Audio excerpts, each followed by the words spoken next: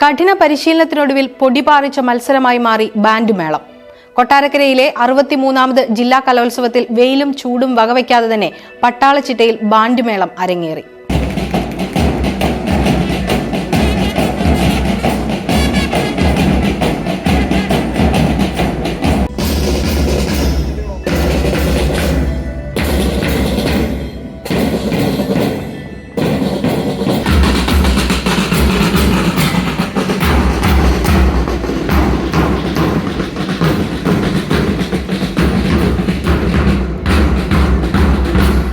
ഇരുപത് മിനിറ്റിൽ 20 പേർ അടിതെറ്റാതെ ചുവടുവെക്കണം. 6 മാസത്തെ പരിശീലനത്തിന് ശേഷമാണ് ഗ്രൗണ്ടിൽ ഇറങ്ങുന്നത്.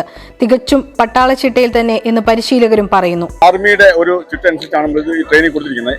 നമുക്ക് ബാൻഡ് മാഷ് ഉണ്ട്, വേറെ ബാൻഡ് മാഷ് അദ്ദേഹം ഇതിന്റെ എല്ലാം പഠിപ്പിച്ചിട്ടുണ്ട് തിയറിക്കലായിട്ട്.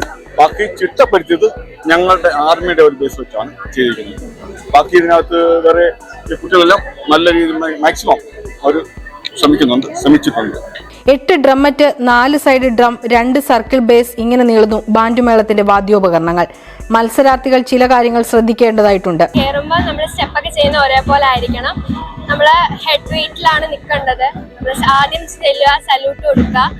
ആ ഒരു നല്ല ഒരു രീതിയിൽ എല്ലാവരുടെയും കാലും കൈയും എല്ലാം ഒരേപോലെ എടുത്ത് നമ്മൾ ചെയ്യേണ്ടത്. നമ്മളെല്ലാവരും ഒരേപോലെ എന്ന് ആണ് അവിടെ കാണിക്കേണ്ടത്. പൊള്ളുന്ന വെയിലത്ത് ബാൻഡ് സംഘം ചുവടുവെക്കുമ്പോൾ ആദ്യയാത്രയും പരിശീലകർക്കാണ്.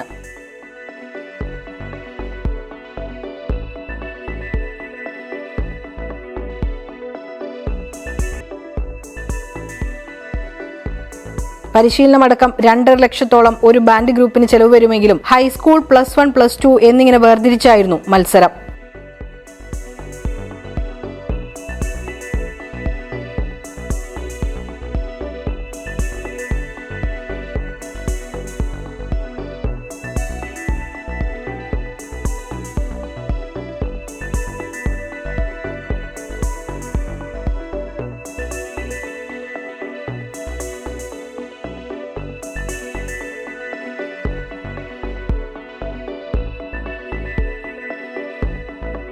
സമകാലിക മലയാളം, കൊല്ലം.